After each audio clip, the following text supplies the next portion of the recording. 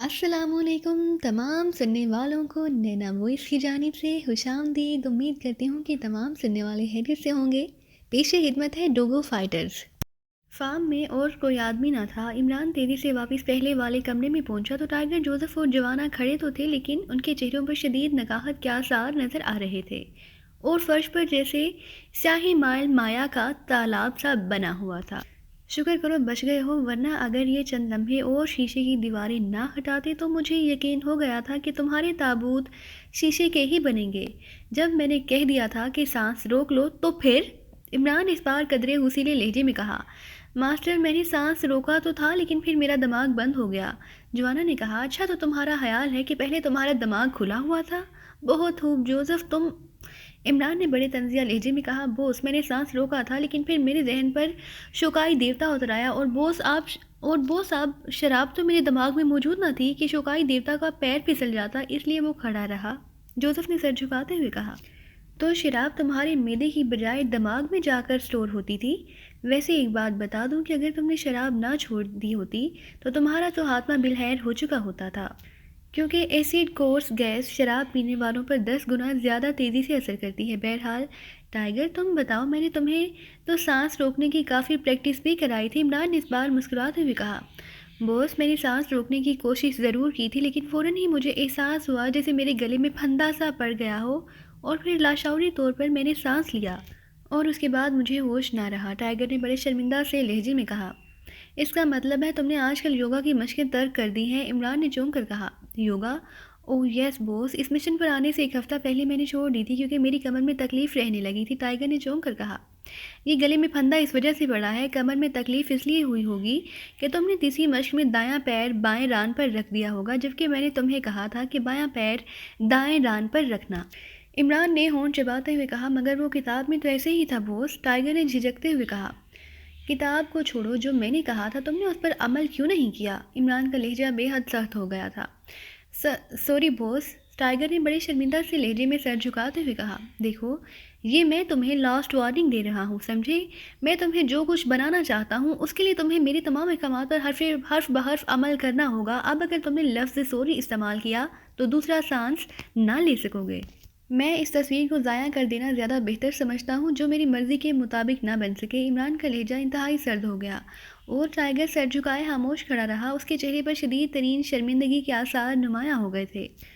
आओ अब यहाँ से निकल चलें, अब तुम ठीक हो गए हो। शुक्र है उन्होंने एसिड फोर्स इस्तेमाल की थी, उसका महसूस रंग आसानी से पहचाना जा सकता है और इस गैस का तरियाक सादा पानी होता है, इसलिए तुम बच भी गए हो, वरना तो तुम्हारी लाशें भी उनमें शामिल हो चुकी होती।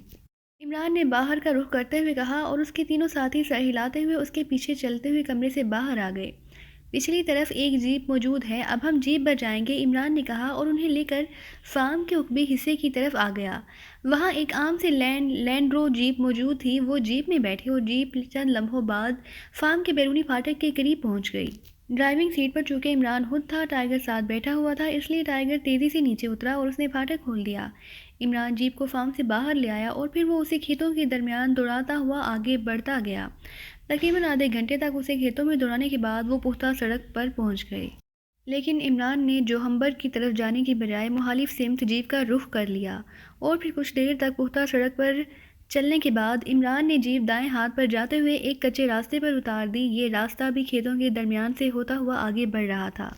अभी वो थोड़ी ही दूर गए होंगे कि उन्होंने दूर से सड़क पर जाते हुए एक नौजवान स्याफाम को देखा, जो तेज़ तेज़ कदम उठाता उसी तरफ को जा रहा था जिस तरफ इमरान की जीप का रुख था।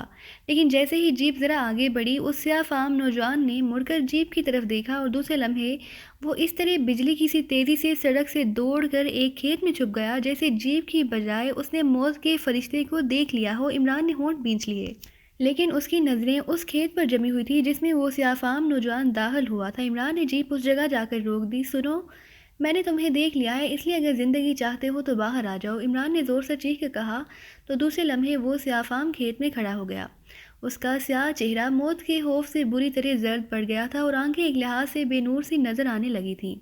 ادھر آؤ، عمران نے کرخت لہجے میں کہا، اور نوجوان اس طرح کھیت کے اندر چلتے ہوئے آگے بڑھنے لگا جیسے کوئی پھانسی چڑھنے کے لیے پھانسی گھاٹ کی طرف جا رہا ہو۔ سنو، ڈرو نہیں، ہم سفید فام نہیں ہیں، تمہارے دوست ہیں، عمران نے نرم لہجے میں کہا تو اس نوجوان کا چہرہ تیزی سے نارمل ہونے لگا۔ شاید اس نے جیپ میں بیٹھے ہوئے جوزف اور جوانا کو بھی دیکھ لیا تھا جو اس کی طرح سیاہ فام تھے، لیکن خوف دور ہوتے ہی اب اس کے چہرے پر شدید حیرت کے تاثرات نمایاں ہو گئے تھے۔ تمہارا نام کیا ہے؟ عمران نے جیپ سے نیچے اتر کر بڑے شفقت بھرے انداز میں اس کے کاندھے پر ہاتھ رکھتے ہوئے کہا۔ گوبی، میرا نام گوبی ہے جناب، نوجوان نے ہکلاتے ہوئے کہا۔ گو اس کے چہرے پر موجود شدید ترین خوف کے تاثرات تو دور ہو گئے تھے، لیکن آنکھوں میں اب بھی خوف کے ہلکے سے تاثرات نمایاں تھے۔ کیا زانگ بستی اسی طرف ہے؟ عمران نے کہا اور گوبی نے اثبات میں سر ہلا دیا۔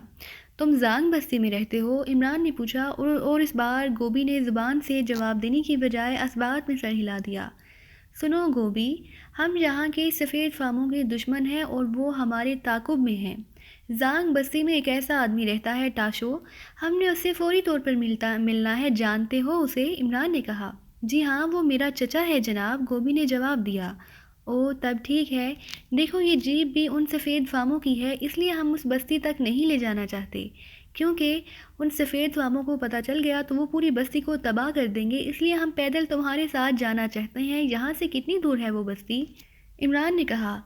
جناب 2 میل ہے، مگر وہاں بستی میں بھی فوجیوں کے غلام رہتے ہیں، وہ ہیں تو ہم میں سے لیکن ان کا کھاتے ہیں، غدار ہیں، گوبی نے بڑے نفرت بھرے لہجے میں کہا۔ او واقعی تم نے درست کہا ہے، اچھا سنو، ہم یہیں کھیت میں چھپ جاتے ہیں، جیپ ہم واپس بھیج دیں گے، تم جا کر ٹاشو سے کہو کہ پاکیشا سے پرنس تمہیں ملنے آیا ہے، وہ میرا نام سن کر فوراً تمہارے ساتھ آ جائے گا، اسے یہاں لے آؤ، اور سنو کسی اور کو بالکل نہ بتانا۔ عمران نے کہا۔ پاکیشا؟ تو کیا آپ پاکیشا کے ہیں اور اس قدر دور کے ملک کے؟ گوبی نے حیرت سے آنکھیں پھاڑ پھاڑ کر عمران کو دیکھتے ہوئے کہا۔ سنو گوبی، جب 2 قوموں کے درمیان اصولوں پر ہم آہنگی ہو جائے تو فاصلے کوئی اہمیت نہیں رکھتے، پاکیشاہی تمہاری آزادی پر مکمل یقین رکھتے ہیں اور اس یقین کی بنا پر ہم یہاں تمہاری مدد کے لیے آئے ہیں، ورنہ ظاہر ہے ہماری براہ راست تو ان سفید فاموں سے کوئی دشمنی نہیں ہے۔ عمران نے کہا تو گوبی چونک پڑا، اس کا سیاہ چہرہ یکلخت سرخ پڑ گیا۔ تم تو عظیم ہو جو اس قدر دور سے ہماری مدد کے لیے آئے ہو، لیکن کیسے مدد کرو گے؟ گوبی نے حیران ہوتے ہوئے کہا۔ تم ان باتوں کو چھوڑو، وقت مت ضائع کرو، تم بس ہماری اتنی مدد کرو کہ ٹاشو کو ہم سے ملوا دو، عمران نے مسکراتے ہوئے کہا۔ ٹھیک ہے، میں ابھی اسے لے آتا ہوں، گوبی نے کہا، اور پھر وہ اتنی تیزی سے کچے راستے پر دوڑنے لگا جیسے اس کے پیروں میں کوئی مشین فٹ کر دی گئی ہو۔ جس قوم میں ایسا جذبہ ہو ٹائیگر، وہ زیادہ دیر تک محکوم نہیں رہ سکتی، عمران نے ٹائیگر سے مخاطب ہو کر کہا، اور ٹائیگر نے سر ہلا دیا۔ جوانا، ایسا کرو، اس جیپ کو واپس لے جاؤ اور مین روڈ پر کچھ دور جا کر درختوں کے جھنڈ میں کہیں کھڑی کر کے واپس آ جاؤ، ہم اس دوران ادھر سامنے درختوں کے جھنڈ میں ٹھہرتے ہیں، عمران نے جوانا سے کہا، اور جوانا نے سر ہلا دیا۔ پھر ٹائیگر اور جوزف نیچے اتر آئے جبکہ جوانا ڈرائیونگ سیٹ پر بیٹھا، اور اس نے کار کو تیزی سے آن کر کے واپس موڑا اور اسے بھگاتا ہوا جلدی سے ان کی نظروں سے اوجھل ہو گیا۔ عمران اور ٹائیگر جوزف کو ساتھ لیے کمرے کے اندر سے گزرتا ہوا درختوں کو چھوٹے سے جھنڈ کی طرف آ گیا۔ پھر تقریباً 15 منٹ بعد دور سے جوانا آتا دکھائی دیا، لہیم شہیم جسم رکھنے کے باوجود وہ اس طرح دوڑتا ہوا آ رہا تھا کہ اس پر حیرت ہوتی تھی، یہ تو شاید ورلڈ ریس میں حصہ لے رہا ہے، چلو سونے کا تمغہ مل گیا تو 4 دن اچھے گزر جائیں گے، عمران نے مسکراتے ہوئے کہا، اور ٹائیگر بے اختیار ہنس پڑا۔ بوس، جب میں شراب پیتا تھا تو اس سے زیادہ دوڑ سکتا تھا، جوزف نے منہ بناتے ہوئے کہا، اور عمران بے اختیار ہنس پڑا۔ جوزف کا اب تک کیا کلام بن چکا تھا کہ وہ ہر بات میں شراب کا حوالہ ضرور دیتا تھا۔ کیوں ہاں بات کو الجھا رہے ہو، سیدھی بات کرو کہ جب مجھے شراب ملتی تھی تو زندہ تھا، اب تو لاش ہوں، عمران نے مسکراتے ہوئے کہا۔ ویسے وہ سچی بات یہی ہے کہ مجھے بالکل ایسے ہی محسوس ہوتا ہے جیسے اب جوزف وہی گریٹ زندہ ہی نہ ہو، جوزف نے بڑے بےچارگی بھرے لہجے میں کہا۔ بوس، دراصل شراب جوزف کی نفسیاتی عادت بن چکی تھی، شراب یہاں نہ ملنے کے باوجود جوزف اپنی عادت سے مجبور ہے، میں نے کئی بار دیکھا ہے کہ لاشعوری طور پر جوزف جیب میں ہاتھ ڈالتا ہے جیسے شراب کی بوتل نکالنے لگا ہو، لیکن پھر اس کے چہرے پر مایوسی دوڑنے لگتی ہے۔ ٹائیگر نے بڑے سنجیدہ لہجے میں کہا۔ ہاں میں نے بھی اسے محسوس کیا ہے، لیکن یہاں ہمارے پاس بالکل وقت نہیں ہے کہ ہم مشن چھوڑ کر شراب تلاش کرتے پھریں، اس لیے اب مجھے جوزف کی اس شراب نوشی والی عادت کا کوئی علاج کرنا پڑے گا، عمران نے سنجیدہ لہجے میں کہا۔ علاج؟ کون سا علاج بوس؟ شراب کا علاج شراب ہی ہو سکتی ہے، مگر بوس مشن پہلے، اسی لیے تو میں نے کوئی احتجاج نہیں کیا، جوزف نے منہ بناتے ہوئے کہا۔ مشن سے اگر زندہ بچ کر واپس گئے تو پھر مجھے سوچنا پڑے گا کہ کون سی ایسی چیز جوزف کے لیے تجویز کی جائے کہ اگر کہیں شراب دستیاب نہ ہو سکے تب بھی جوزف کا نشہ پورا ہوتا رہے۔ عمران نے مسکراتے ہوئے کہا، ایسی کیا چیز ہو سکتی ہے بوس؟ جوزف نے بری طرح چونکتے ہوئے کہا، کیونکہ یہ بات تو اس کے تصور میں بھی نہ آ سکتی تھی کہ شراب کے علاوہ بھی کوئی چیز نشہ کر سکتی ہے۔ ویسے ٹائیگر بھی حیرت بھرے انداز میں عمران کو دیکھنے لگا۔ اسی لمحے جوانا اسی طرح دوڑتا ہوا ان کے پاس پہنچ گیا، لیکن اس قدر تیز دوڑنے کے باوجود اس کا سانس کچھ زیادہ نہ پھولا تھا۔ گڈ جوانا، اگر تمہارا سانس پھول جاتا تو میں تمہیں گوبھی کے 100 پھول بیک وقت کھانے کی سزا دیتا۔ عمران نے مسکراتے ہوئے کہا، ماسٹر مجھے کیا کی وجہ سے کچھ کمزوری سی محسوس ہو رہی تھی، اس لیے میں نے سوچا کہ دوڑنے سے یہ کمزوری دور ہو جائے گی۔ جوانا نے مسکراتے ہوئے کہا، دوڑنا تو بذات خود کمزوری کی علامت ہے، بلکہ بزدلی کی۔ عمران نے مسکراتے ہوئے کہا، ارے نہیں ماسٹر، میں وہ بزدلی والی دوڑ تو نہیں لگا رہا تھا، جوانا نے احتجاج کرتے ہوئے کہا، اور عمران مسکرا دیا۔ بوس، وہ نشہ والی بات آپ کر رہے تھے؟ جوزف نے بات کاٹتے ہوئے کہا، ابھی نہیں، ابھی تو میرے پاس سوچنے کا بھی وقت نہیں، واپس جا کر سوچوں گا، فکر مت کرو، ایسی چیز ضرور سامنے آئے گی، چاہے مجھے تمہاری خاطر دریا کے اندر ایک ٹانگ پر کھڑا ہو کر افریقہ کے سب سے بڑے دیوتا کا چلا کیوں نہ کاٹنا پڑے۔ جوزف کے لیے میں سب کچھ کر سکتا ہوں، عمران نے کہا، اور جوزف کا چہرہ مسرت سے جگمگا اٹھا۔ اور تم عظیم ہو بوس، کمٹائی پہاڑ کے بڑے دیوتا سے بھی عظیم۔ جوزف تمہیں سلام کرتا ہے، جوزف نے انتہائی پرجوش لہجے میں کہا، اور ساتھ ہی وہ عمران کے سامنے رکوع کے بل جھک گیا۔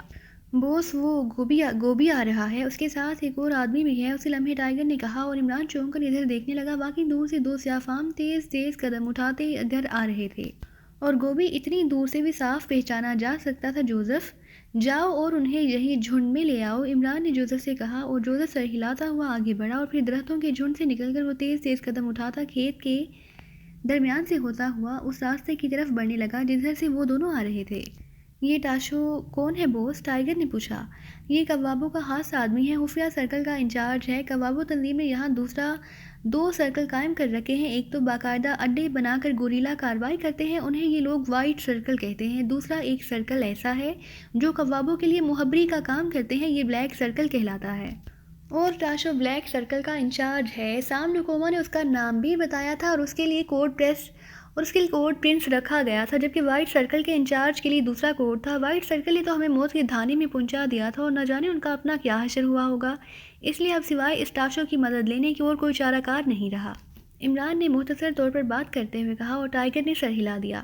تھوڑی دیر بعد جوزف گوبھی اور اس کے ساتھ آنے والے پختہ عمر کے ایک سیاہ فام سمیت جھنڈ میں آ گیا۔ گوبھی اور دوسری سیاہ فام نے بڑے مودبانہ انداز میں عمران کو سلام کیا۔ تمہارا نام ٹاشو ہے؟ عمران نے اس پختہ عمر والے آدمی سے کہا۔ جی جناب، مگر ٹاشو نے حیران ہوتے ہوئے کہا، میں نے صرف زرد پہاڑ پر موجود سرخ گرجے کا پتہ پوچھنا ہے، عمران نے بڑے سنجیدہ لہجے میں کہا۔ او یس سر، میں سمجھ گیا سر، آپ عمران صاحب ہیں۔ مجھے چیف نے خاص طور پر تاکید کی تھی کہ اگر عمران صاحب یا ان کا کوئی ساتھی مجھ سے رابطہ کرے تو میں اپنی جان دے کر بھی ان کی مدد کروں۔ یہ میری خوش قسمتی ہے سر کہ آپ جیسے عظیم آدمی نے مجھے بلایا ہے، ٹاشو نے انتہائی لجاجت بھرے لہجے میں کہا۔ تمہارے پاس کیون کے بارے میں کیا اطلاعات ہیں؟ عمران نے اس بار انتہائی سنجیدہ لہجے میں کہا۔ او سر، کیون کے بارے میں بری خبریں ہیں سر، کیون اور اس کے ساتھی سب مارے گئے ہیں، ان کا اڈا مکمل طور پر تباہ ہو گیا ہے سر، اب کیون کی بجائے K2 سامنے آ گیا ہے سر، ٹاشو نے دکھ بھرے لہجے میں جواب دیا۔ کیا ان فوجیوں نے یہ K1 والا اڈا تباہ کیا ہے؟ عمران نے پوچھا۔ جناب، اچانک فوجیوں نے اڈے پر چھاپا مارا، بڑے زور کی جنگ ہوئی سر، پھر K1 نے اصول کے مطابق اپنا اڈا خود تباہ کر دیا، کیونکہ وائٹ سرکل کا اصول یہی ہے کہ دشمن کے ہاتھ نہ کوئی آدمی زندہ آئے اور نہ اڈے کا کوئی ردی کاغذ۔ ہر اڈے میں ایسے انتظامات موجود ہوتے ہیں سر کہ اسے آسانی سے اس طرح تباہ کیا جا سکتا ہے کہ وہاں راکھ بھی باقی نہیں بچتی۔ ٹاشو نے سر ہلاتے ہوئے جواب دیا۔ گڈ، اس کا مطلب ہے کہ فوجیوں کو اس اڈے سے کوئی تفصیلات نہیں ملی، مجھے یہی خطرہ تھا کہ انہیں سارے سیٹ اپ کا علم نہ ہو جائے، عمران نے سر ہلاتے ہوئے کہا، تو ٹاشو کی بات سن کر اس کے چہرے پر اطمینان کے تاثرات ابھر آئے۔ اوہ نو سر، کوئی چیز ہاتھ آ ہی نہیں سکتی، آج تک کبھی ایسا نہیں ہوا، حالانکہ اڈے تو پکڑے جاتے رہتے ہیں، ویسے تو ہم سب حیران ہیں سر کہ انہیں K1 کے خفیہ ترین اڈے کا علم ہو کیسے گیا، ٹاشو نے انتہائی سنجیدگی سے بات کرتے ہوئے کہا، اور عمران نے اسے ہیلی کاپٹر سے کال کرنے سے لے کر فارم میں ہونے والے واقعات مختصر طور پر بتا دیے۔ پیلا اڈا بھی ختم ہو گیا، لیکن سر وہ تباہ نہیں ہوا ہوگا۔ اب مجھے فوراً آدمی بھیج کر اسے تباہ کرنا ہوگا۔ 1 منٹ سر، تاشو نے گھبرائے ہوئے لہجے میں کہا، اور پھر اس نے جلدی سے اپنے دائیں پیر میں پہنا ہوا عام سا جوتا اتارا اور اس کی ایڑی زور سے زمین پر ماری۔ دوسرے لمحے ایڑی سے ٹوں ٹوں کی آوازیں نکلنے لگی۔ Hello hello, BC1 calling BC 103 over. تاشو کا لہجہ یکلخت بے حد کرخت ہو گیا، انداز ایسا تھا جیسے کوئی بھیڑیا گرجا رہا ہو۔ یس BC 103 اٹینڈنگ اوور۔ چند لمحوں بعد موٹ میں سے ایک منمناتی ہوئی آواز سنائی دی، سنو فوراً پیلا اڈا اڑا دو، وہ وائٹ بگ کی نظروں میں آ چکا ہے اور وہاں موجود بھیڑیے مر چکے ہیں، اوور۔ تاشو نے اسی طرح گررانے والے لہجے میں کہا۔ یس بوس، اوور، دوسری طرف سے کہا گیا، اور اس کے ساتھ ہی تاشو نے اوور اینڈ آل کہا اور بوٹ کو ایک بار پھر زمین پر محسوس انداز میں مار کر اس نے اسے پہن لیا۔ وہ اب تباہ ہو جائے گا سر، اب آپ حکم کریں سر، میں کیا خدمت کر سکتا ہوں؟ تاشو نے اٹھ کر کھڑے ہوتے ہوئے کہا، اس کے لہجے میں پہلی سی لجاجت آ گئی تھی، اور اگر عمران اسے خود بات کرتے نہ دیکھ لیتا تو شاید کبھی یقین نہ کرتا کہ وہ کرخت اور بھیڑیے کے غرانی جیسا لہجہ تاشو کا ہو سکتا ہے۔ اس کی آنکھوں میں پسندیدگی کے آثار ابھر آئے۔ گڈ شو تاشو، تم میں واقعی بلیک سرکل کے چیف بننے کی صلاحیتیں موجود ہیں، عمران نے تحسین آمیز لہجے میں کہا۔ آپ میرے ساتھ آئیں، میرے پاس ایک ایسی جگہ موجود ہے جس کا ان سفید کتوں کو علم نہیں ہے، تاشو نے مسکراتے ہوئے کہا۔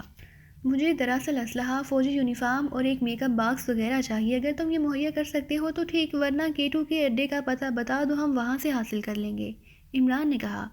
سب کچھ آپ کو مل جائے گا، آپ بے فکر رہیں، آئیے، تاشو نے کہا، اور عمران نے اطمینان بھرے انداز میں سر ہلایا اور پھر اپنے ساتھیوں کو ساتھ آنے کا اشارہ کر کے تاشو کے پیچھے چل پڑا۔ جنگل سے نکل کر جیپ عام میدانوں میں سے گزرتی ہوئی تقریباً 1 گھنٹے بعد دور دور تک پھیلے ہوئے ایک صحرا میں داخل ہو گئی۔ یہ صحرا واقعی صحرا کہلانے کا حقدار تھا، کیونکہ اس کی ریت زرد ہونے کی بجائے سرخ رنگ کی جھلک لیے ہوئے تھی، اور اس وقت جبکہ سورج اس صحرا کے اندر دور غروب ہو رہا تھا، ریت کا رنگ اور بھی زیادہ گہرا سرخ ہو گیا تھا۔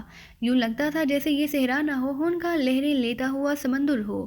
جیپ خاصی تیز رفتاری سے صحرا میں بڑھی جا رہی تھی کہ اچانک ٹیلے کے پیچھے سے 4 مسلح فوجی اچھل کر سامنے آئے، اور انہوں نے اپنی مشین گنوں کا رخ جیپ کی طرف کر دیا۔ ڈرائیور نے جیپ روک دی۔ شناخت بتاؤ، ایک فوجی نے انتہائی کرخت لہجے میں کہا۔